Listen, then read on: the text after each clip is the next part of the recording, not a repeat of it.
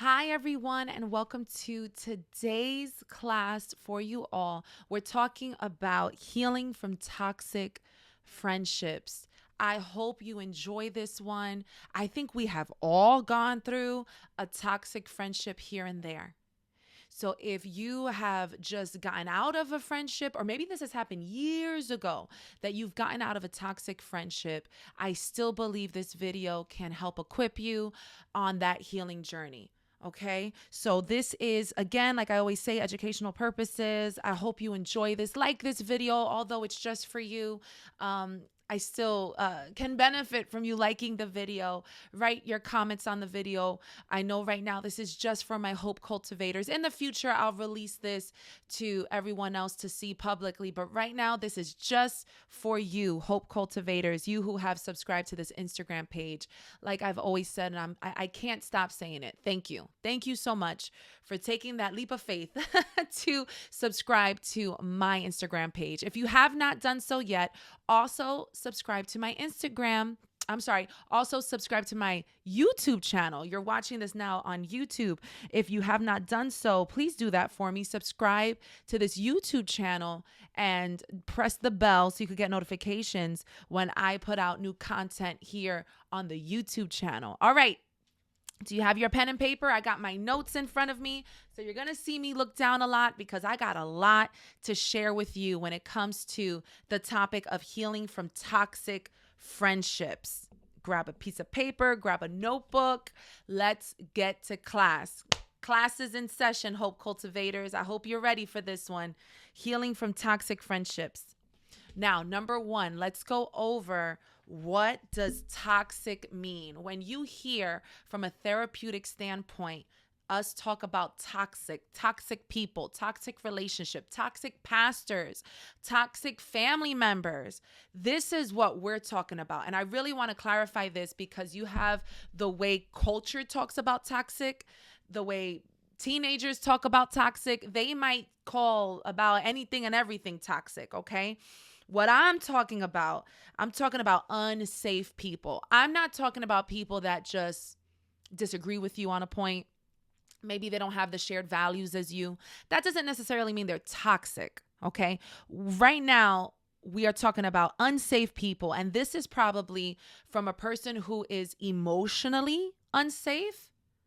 Like emotionally, you being with them, talking to them, it just feels unsafe. You feel dumped on. We're going to get more into identifying a toxic person, but it's an emotionally unsafe person or even a physically unsafe person. Maybe they speak to you with their fists clenched, or they just always have this bad attitude. They're very intimidating. They try to come off that way. They're very combative, and you could just see it in their body language. And maybe they actually do want to push you, shove you, do physical things towards you. So you want to get out of their presence because you want to be safe. So again, it could be a person who is physically unsafe or even emotionally unsafe. All right.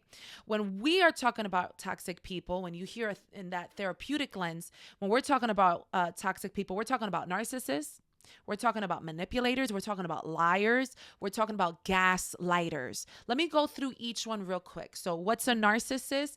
So the narcissist, when I'm talking about a narcissist, I'm talking about what the DSM speaks on when it comes to a narcissist. DSM is the Diagnostic and Statistical Manual of Mental Disorders. Yes, I'm trained in this to understand what a real narcissist is.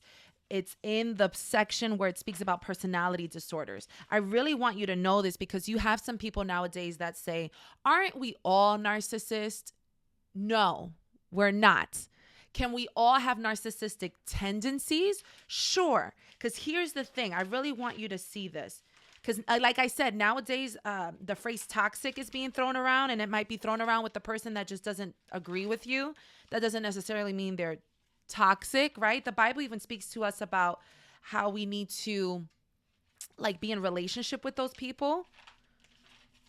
But even the phrase narcissist is being thrown a lot around. I think my husband's a narcissist. I think my pastor's a narcissist. Some people might be right if it actually, if they're talking about all this criteria. But most of the time, when you hear someone throw the word narcissist, they're probably just talking about one little tendency that that person does. That is annoying, but are they a full-blown narcissistic personality disorder? Maybe not. So narcissistic personality disorder, you need all this criteria. Plus, I'm not done. All this stuff too on these 2 pages. Okay. So let me go through some of the criteria. And we're getting into healing from a toxic relationship, because maybe me reading this out, you might go, oh my gosh, that person wasn't just selfish. They were narcissistic. I was a best friend to a narcissist. Let's go through this. So narcissistic personality disorder, it's a pervasive pattern of grandiosity. Highlight that phrase, a pervasive pattern, meaning they don't just exhibit this pattern once in a blue. Because listen, nobody's perfect. I'm sure you yourself had a moment where you thought a little too much about yourself. But a person who has a narcissistic personality disorder, this is a pervasive pattern. They're like always like this. It's not just once in a blue. They're like this in April, in Christmas season. They're like this at their job, with other people in their family. This is a pervasive pattern. They need affirmation and lack empathy. This can be starting from early adulthood and present in variety of contexts. So look at this. You need 5 or more to be considered a narcissist. Number 1, has a grandiose sense of self-importance. Number 2, preoccupied with fantasies or of unlimited success, power, brilliance, beauty, or ideal love. I know clients that will say, like, you don't understand, this huge celebrity, if they met me, they would fall in love with me like that. It's very fantasy. You're like, okay. But they really believe it because they're so amazing that even the biggest celebrity would fall in love with them. And they really believe this, you guys. It's very delusional, okay? Number 3, believes that he or she is special and unique and can only be understood or should associate with other high status special people. Number 4, requires excessive admiration. You have to excessively, you're doing a good job. Oh, I'm so proud of you. Because if you don't, they're like, are we even friends? Like, they'll question everything if you forget to admire them that day. Number 5, has a sense of entitlement. Remember what I said in the beginning, you need 5 or more of these. So maybe you saw 1 or 2 of these things in that toxic friend you had. Does that mean they're still toxic? Sure. But are they a full-blown narcissist? Maybe not. Let's go to number 6. Is interpersonally exploitative, meaning they take advantage of you. Number 7, lacks empathy, is unwilling to recognize or identify with the feelings of others. Their empathy is very low or it's 0. They'll harm other people. They will emotionally just be nasty to people. And it's like, so what? They deserved it. So what? They made me mad. I wouldn't have done that if they didn't make me mad. They started it. It's very childish. Number 9, they are often envious of others or believes that others are envious of them. Everybody wants my stuff. You don't understand. Everybody wants to be like me. Again, very delusional. And then the last criteria, they show arrogance and haughty behaviors and attitude. It's very showboating, right? And then there's more stuff. But if I read that and you're like, oh my gosh, I had a friend like that. No wonder we always clashed. That's what we're talking about. So the toxic person could be a narcissist, what we just went over. Let me put my book back.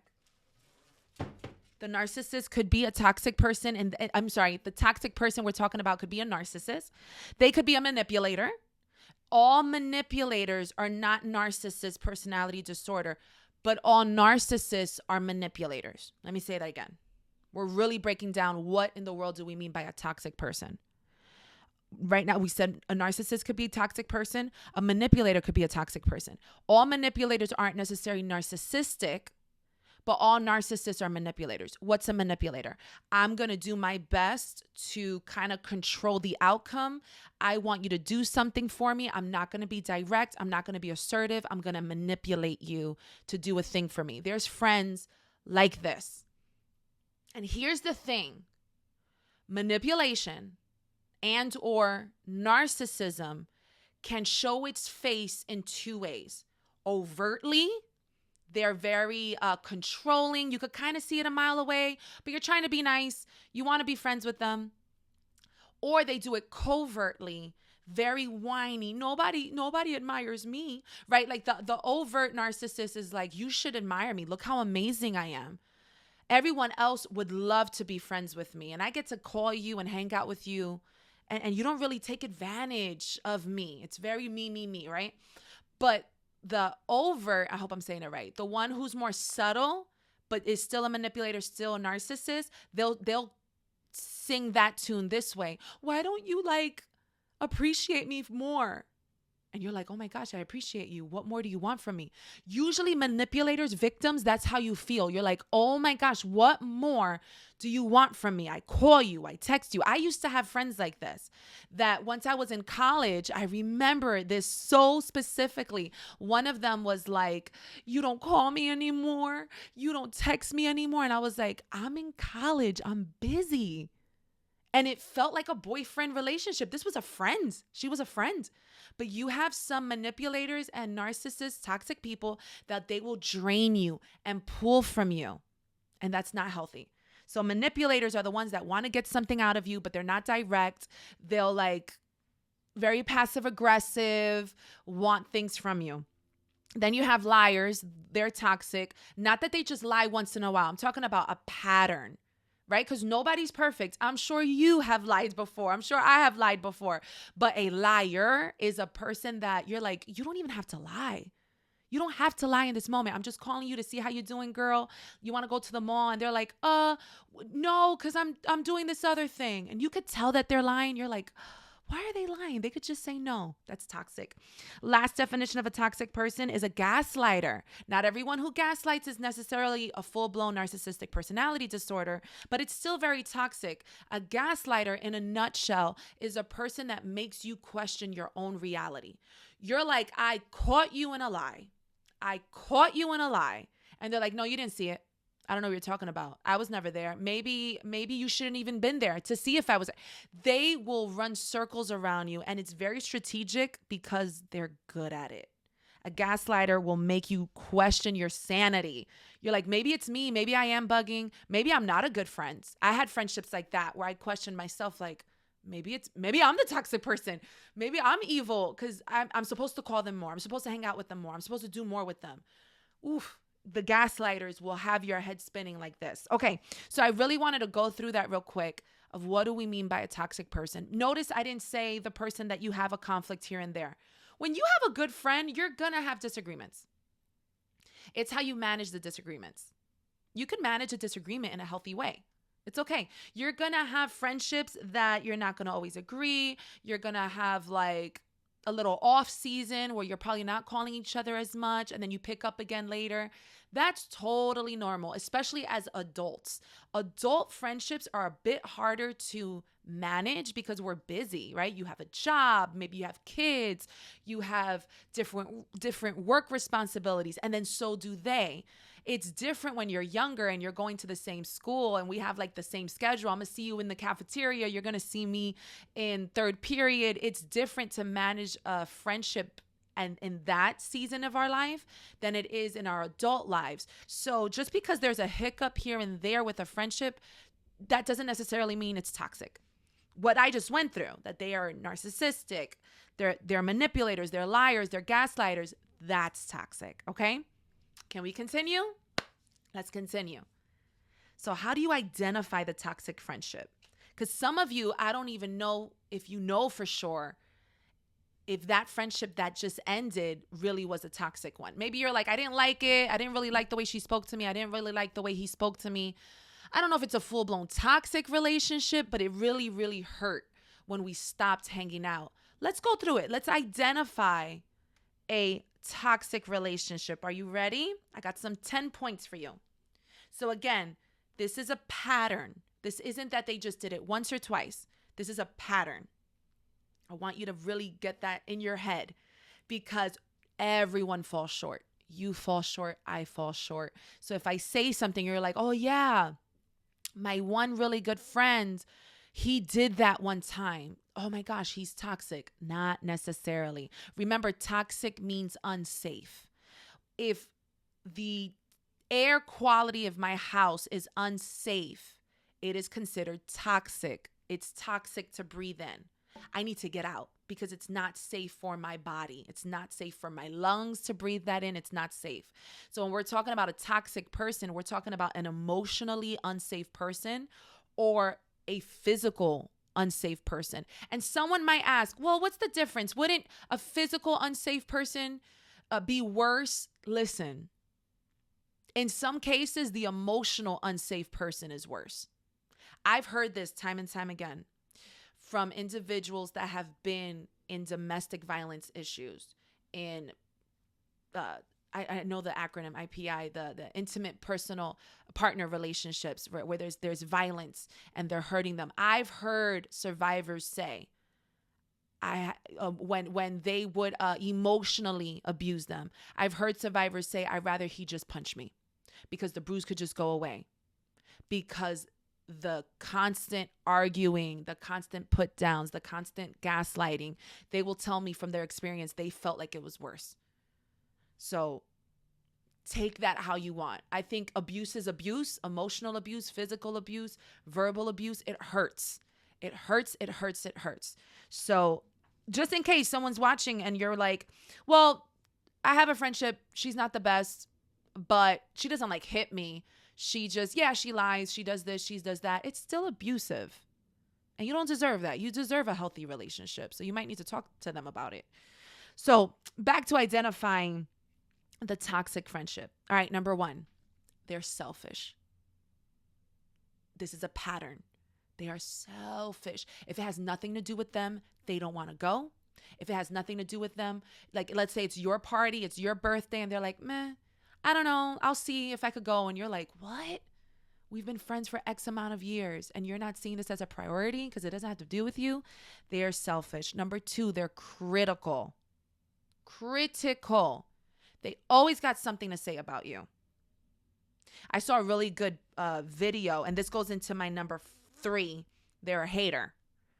Critical and hater, I kind of feel like it's the same thing, but I'm making them different steps. So number one, they're selfish. Number two, they're critical. Number three, they're a hater. I saw a really good reel, and it was like, how do you identify a hater? How do you identify someone who's critical? It was a man who just bought a really good, nice, fancy, up to, very modern car, sports car. And then they showed the friend who was like genuinely happy for them, going, oh my God, this is so dope. Oh my God, look at the rims. Wow. Like they're like excited. This is so cool. And then they cut to the friends, air quotes, to the friends who's critical. Why'd you get this car? You should have gotten this other car. Why'd you get this color? Like, I guess the silver looks nice, but the blue would have been nicer. They always have a critique, especially in moments of celebration. You're like, hey, I want to show you something. That's a toxic friendship. Again, if there's a pattern of this, you could see that they just can't be happy for you. Like, let's say you have a new job promotion and you want to share it with your friends. I want to tell you I got this promotion, and they go straight to, oh, okay, but now you got to work Saturdays. Yo, man, that's going to suck for you. Why did you take that promotion? Are you sure that's even good? They're just a downer. If you notice they do that a lot, that's a toxic friend. So I did 1, 2, 3. Number 4, they're competitive. You got this, but I got this. Yo, I got to show you something. They can't just focus on you. They can't just take a moment to go, good for you. They have to bring it back to themselves real quick. The next one, they're envious. They're envious. Notice how these all kind of tie together. They become critical because they're selfish. They're only thinking about themselves. They're competitive because they're only thinking about themselves. They're becoming a hater because they're only thinking about themselves. They say they're your friends. Oh, I'm here for you. I'm here for you. But then they're envious. Well, how did you get that? Why do you get that? Really? You got that promotion, but I do more. They're envious. They want what you want. And it's not in a celebratory way, right? Like I could have a friend who, I don't know, let's say bought a new car. And I'm like, oh my God, I want one too. That's so dope. I'm happy for you. Like I could say, oh man, I would like that too. But also show congratulations. And that's so cool. Just show genuine excitement for the other person. That's okay. The other one I want to get to, this one I really want to park for a few minutes. Hostile humor in front of others. This is so toxic. This is so toxic in a friendship. If you have a friendship like this, y'all need to talk. Y'all need to talk and address this. This is what I mean by hostile humor in front of others. They put you down in front of others. Let's say you made a mistake. You slurred a word and you're like, oh, sorry. And they go, oh, yeah, you know how Priscilla is. I always got to help her out. And they make this gesture of it. What is showing is contempt. Contempt is, I feel like I'm better than you. You're the dumb one. I'm the smart one. I see this a lot in females. In female toxic relationships, you're the dumb one. I'm the smart one. You're the ugly, chubby, fat one. I'm the beautiful one. Listen, I've seen this happen even in Christian friendships. You see this dynamic. Does the toxic person literally say this out loud? No. But there's something about their demeanor, their character. Like, it makes me think of a movie of like, I'm the leading role. This is just my friend who follows me along. Oh, she'll be here. You know, if I don't invite her, she ain't going to go out. Those little phrases. Ooh, toxic. Hostile humor in front of others. It's supposed to be funny. Don't take it so seriously. That's part of gaslighting. Ooh, can I go there? When toxic friends say, I'm just joking. Oh, girl, tú estás poniéndote gorda. And they say it in front of the guy that you like. Or they say it in front of people that you're trying to impress. Let's say there's a new friend group that you want to get involved with. And here this other friend is just bashing you, but it's funny. I'm just joking. Why you take it so seriously? And you go to confront them to say, I didn't like the way you spoke to me. And here goes the gaslight. Why are you taking it like that? I didn't mean it. Maybe you feel a type of way, but that wasn't on me. They take no accountability. Come on. I know I'm talking to someone right now. If you got to pause and go, oh, I've been through that. I know I'm talking to someone right now because this stuff really happens. Hostile humor in front of others. Did you get out of a friendship like this? I want to really validate you. It wasn't just an unhealthy friendship. It was a toxic friendship. And that's why after the friendship was done and over with, you still felt it and you're like grieving. It takes so long to heal from a type of friendship like this because you really loved them and you wanted the best for them and you thought they loved you. And then this happens. Let me continue. They're not reliable. They're not reliable. You have to be reliable for them. Oh, if they call, you need to get over there quickly because then they'll do the manipulation. I thought we were friends. I thought you loved me.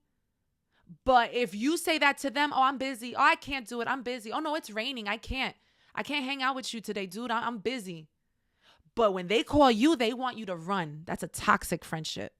It's very one-sided. Not reliable. Drama never stops. They always have an issue with someone in the church. They always have an issue with someone at their job. There's always drama. When y'all get together to sit down and talk, notice what he or she always wants to talk on. If it's drama, oh, let me tell you about this other thing, what this person did. So we could put drama / gossip. If they just want your ear to gossip or to see what you bring to the table, it's very manipulative. I've had friends like this too. So what do you think about this situation? What do you think about this? And if you're not careful because you want to be in good graces with this friend, you'll feel like, oh, okay, let me lend my ear. Let me say a little bit. But deep down, you don't feel right. Listen to that deep down feeling. That's probably the Holy Ghost going, no te abre la boca. Do not open up your mouth. You should not be trusting this person. Because here's something that I'm sure you've heard before. If a person feels so free and open to gossip in front of you about someone else, what makes you think they're not gossiping about you to someone else? Did I say that correctly? Yeah. So that's another identifier of a toxic friendship. The drama never stops and they spread gossip. They want to spread gossip with you. They want to spread gossip about you. I've had friends that I would hear things being said and I would go, who said that? So-and-so, they're my like best friends. And oh, I'm sorry, girl. You know, you confront them and they do the, oh, sorry, girl. The half, I would say another word, but I'm not going to. The half apology. I'm not really taking accountability to say, you know what? I'm sorry about blank and I won't do it again. That's a real apology. I'm going to repeat that. A real apology is when the person goes, I could see how that hurt you. I don't want you to be hurt. It wasn't my intention. Or maybe it was their intention, right? But they say, I'm sorry about blank. Like, make them say it. I've had people tell me they're sorry about something, and I go, sorry about what? You're sorry about the situation. You're sorry that you said that lie. You're sorry about the outcome. Are you sorry that I found out? We got to be specific. Listen, maybe I'm petty, but when someone apologizes to me, I want to know, why are you apologizing? I want to know what I am forgiving, right? Because it's happened to me where someone apologizes and I think they apologized about one thing, and then later on I found out they don't believe they did anything wrong. They were just sorry that I found out. So you want to be specific. What you sorry about? So have them say, I'm sorry about blank, and I won't do that again. So there goes the repentance, the turning away. I'm not going to continue spreading gossip about you, right? Because you could have a friend, air quotes again, I'm sorry, girl. I'm sorry, man, that I spread that about you. That wasn't my place, my fault. And then in 2 weeks' time, they're doing it again. And you're like, oh my gosh, otra vez. So we just went over identifiers of a toxic friendship. Maybe you could relate to all of these. Maybe you could relate to only one or two. It was an unhealthy relationship, yes, but a little step further, it was a toxic friendship. Thank God it got broken. Thank God you're out of it. But how do you heal now? Because just because you're out of their grasp, their narcissistic ways, their toxic ways, their manipulative ways, it's done. And let's say it's been now years. I can tell you that some of these friendships that I've gotten out of, it took me years to fully heal. Because this is the way I would say it, you still feel the sting. And for me personally, I don't know how y'all feel. For me personally, I was left with so many questions. What happened? We were so close. We were so connected. We were so attached. We did holidays together. We went to classes together. Like, I'm thinking of people that I had in college, and you're just like, what happened? Did I do something wrong, Jesus? Right? Because we have empathy. Especially the narcissist has very low to zero empathy. So they're not praying like that. And you might have that thought too. I know I have. God, are they thinking of me? Do they miss me as much as I miss them? Can I answer that for you? No, they don't. If we're talking about a toxic person that you had a friendship with and they just cut out of your life, zero remorse, you know what, this ain't working out. I don't even want to talk to you no more. I doubt that they are praying like, God, please help me to rekindle this friendship with someone. And that's hard to digest, because here's the downfall of many of us. We have so much empathy, we can then become blind to putting up healthy boundaries now with this person. Because let's say they do come back and they want to come back. Usually the toxic person wants to sip like sliver. I'm going to use the phrase sliver. They want to sliver back into your life like nothing happened. They'll make a half accountability. Man, I know back in the day, it could have been better. Maybe I didn't handle that thing correctly, but I want to be friends with you again. And then when you're friends again, you start noticing the selfishness again, the competitiveness again, the enviousness again, the hostile humor. And you have to go, wait a minute. You got to be honest with yourself. They never changed. I can't have them in my life. You can't. Some toxic people never change. What are you supposed to do? Love on them? Pray for them, but you don't have to let them back in. I've had some situations where I had to tell the person, I love you, I forgive you, I don't want no harm for you, but I'm not inviting you to Friendsgivings. I'm not inviting you over my house. I'm not inviting you to like birthday parties. Ya eso se acabó. Because of what you did. I'm good. It's what you did, right? So that's okay to put boundaries as Christians. You could do both. You could love on the toxic person and go, I still see you. I know you toxic. I'm going to be kind, because the Bible tells me to be kind and to have the fruit of kindness. But that of kikiing with you again, you disrupted that. It's like the consequences to your actions. If you disagree with anything that I say, I would love to hear us talk about this in the Hope Cultivators group chat, okay? For those of you who are watching this and I'm putting it out public, Write it in the chat. Tell me what you think. So now let's get into the more in-depth how to heal from this. Here's another thing I want you to feel validated on. Did you feel betrayal trauma? Have you heard of that phrase, betrayal trauma? I told you we in class. Let's talk about betrayal trauma, because maybe you're like, okay, yes, I'm identifying that friendship was toxic. It wasn't just that they were selfish. No, they were toxic. And yes, I get it. I should still love on them and ask the Lord for help to forgive them. But what's betrayal trauma? Did this happen to you after? This is the aftermath. Okay, so betrayal trauma, let me identify it. It occurs when someone we are significantly attached to violates our trust in a critical or extraordinary way.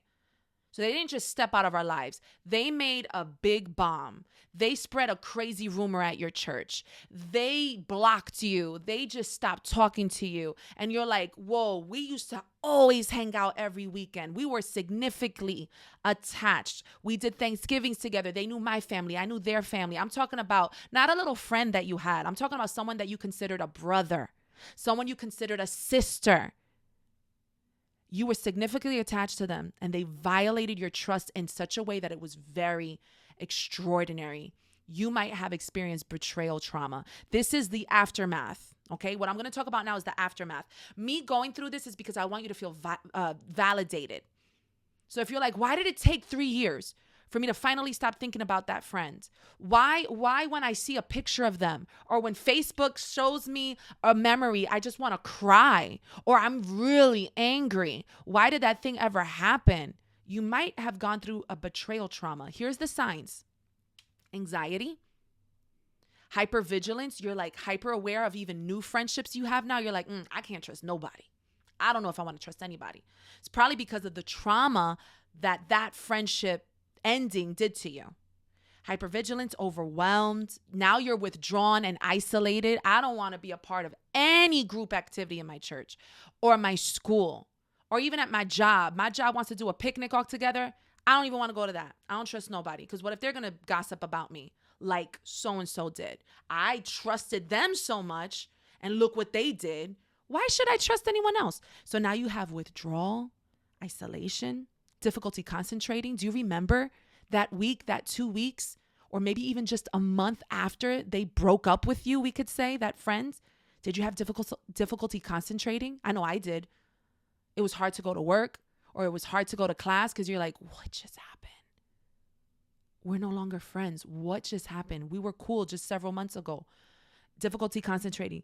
Difficulty regulating your own emotions. Maybe you're like really angry and it's hard to calm down when you think about what happened. Avoidance. You want to avoid people. Flashbacks. Can you get flashbacks of what happened? Oh, I remember he called me and said this. She called me and said this, or she texted me. Negative thoughts is another one. Numbness, detachment. Do you remember right after it happened? Do you remember feeling detached? I don't want to talk to nobody. I'm talking about the aftermath of that friendship breaking up. It feels like a breakup. Sometimes it feels like a loss, like a death. I know that's happened to me. You have to like mourn it because it's a death. You guys were so close, and now they're not there. Some of us go through sleep and appetite disturbances. Do you remember right after that breakup with that friend, you didn't want to eat. You didn't really want to sleep. It was like you were going through a breakup. This, what we just went over, is called betrayal trauma. Here's a stat about betrayal trauma. It can be more destabilizing to one's social schemas, one's social mental constructs, than a fear-based trauma. So it can mess you up even more than a fear-based trauma. Someone mugs you in the street, scary. But a really, really good friend that you are attached to break up with you in such a horrible way, that actually messes you up more mentally. Because you're like, yo, I would have never thought so-and-so would have done that. I would have never thought so-and-so would have talked to me like that. We were cool for so many years. You might have gone through a betrayal trauma. So I'm saying all that to validate you. When friends of yours, other friends go, you're still thinking about her? You're still thinking about him? He wasn't good for you. He wasn't a good friend. She wasn't a good friend. Why are you not like just moving forward? Because it's not just a break of a friendship. I went through a trauma. I went through a betrayal trauma. What is trauma? Something that happens to me that now questions my well-being. It's that feeling of like, you ever heard that phrase, the rug is taken under you? Where you feel like, whoa, what just happened? Why are we no longer friends?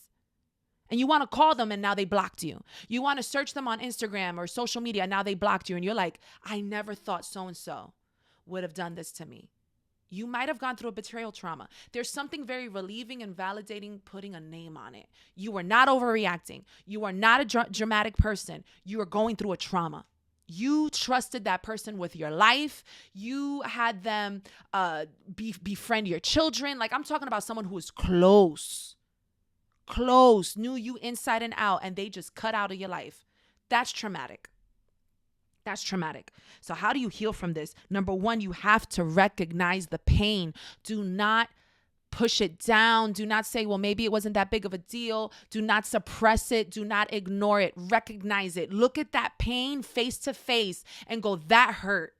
That hurt my feelings. I didn't deserve that. I deserved us to have a better conversation about it. I deserve to have more of an explanation, but I don't have it. So you have to like look at that pain in the face and say, I see you, pain. I see you. I'm not going to ignore you. Maybe this happened 10 years ago, 12 years ago. Maybe I'm talking about a toxic friendship in your life that you had in middle school and you kept it in your heart because it really hurt your feelings. You got to recognize that pain. That's number one. That's the hardest part. Because who wants to sit with their pain?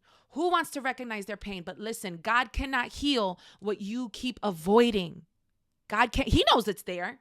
He's like, do you see it? Do you see the pain that's there? Validate that pain. Like, oh my gosh, it's there. But don't stop there. Number two, you got to forgive. You got to let go of the bitterness. You got to forgive them. What is the forgiveness? Forgiveness is not forgetting. Forgiveness is not saying, you know what, maybe I deserved it. That's not forgiveness. Forgiveness is you saying, I'm not going to seek vengeance. This is how I know you've forgiven. When you hear bad news about them and you go, oof, I'm sad. That kind of hurts my heart. Right? When you hear bad news about them, you go, que bueno. Good for them. That's what they deserve because they did this to me. You're bitter. I forgive them. I just, I'm happy that happened to them, right? You reap what you sow. The Bible says we shouldn't no alegremos. We shouldn't be happy when our enemies fall. The Bible says love your enemy. And the way I could love my enemy is just to have positive regard for them. If I hear that one of my ex-best friends, something happened to their children, I would feel so hurt.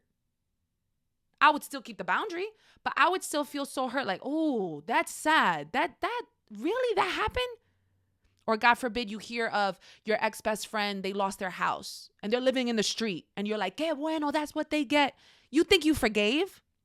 You didn't forgive. So we need to forgive. Number three, a part of the forgiveness, you have to grieve. This kind of goes back with one. Acknowledge the pain, grieve it, mourn it, pray about it. Cry if you need to cry, journal if you need to journal, but feel that sadness. It hurt for a reason. Grieve it. And then number four, put boundaries with this person because now this person is probably going to want to come back in and out. Sometimes toxic friends do that. They come in, they come out. They hear something good happening in your life and they're like, hey, how you doing? So I heard you got engaged. Hey, how's it going? Oh, I heard you're pregnant. How are things? They always show up. They always show up in milestone moments in our lives. Mines would show up in my graduations or like when something really good happened to me. Girl, how you do? I love you, And they do the No, I don't know. They do the we good. I love you, And look at my hand gesture even doing it. It's such a put down. They are not taking accountability with the, girl, you just, we're friends. That's just how I am. If you're going to be friends with me, all of that can't come in. There goes my boundary. Love on you. I pray for you. That's cool. Yeah, I did get engaged. Yeah, I do have A, B, and C. Let's say, all these accomplishments. Thank you. Period. Done. Be careful with them sneaking their way right back in because the Holy Spirit will let you know they ain't changed. They ain't changed. Can some of them change? Sure. But you got to now look for the evidence. I should see evidence of a changed heart from a toxic person. Then I'll consider if I'll open up that door again. Right? The Holy Spirit gives us fruit. So if we don't see fruit, don't open that door again. Just because they said hello? A big part of healing, I'm going to go back to that, is recognizing the pain. So number one, again, how to heal from a toxic relationship, a toxic friendship, or better yet said, a betrayal trauma. Recognize the pain. Number one, recognize that pain. Write it down. Acknowledge it. It hurts. It hurts. Recognize the pain. I let them in. We used to hang out. I told them all my secrets. They were like my diary.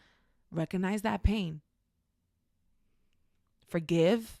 Get rid of the bitterness. Vengeance is of the Lord. It's not of you. It's not your vengeance.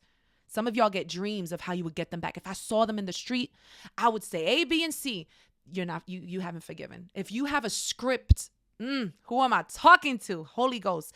I just saw that in my spirit. If you have a script of I would say this, and this. If I saw them, you haven't forgiven. You haven't forgiven. Go back to the drawing board and forgive. Number 3, grieve. Go through those stages of anger. Go through it. Anger, depression, denial. Sometimes you're in denial. Like, did that really happen? Maybe it was me. Maybe it was them.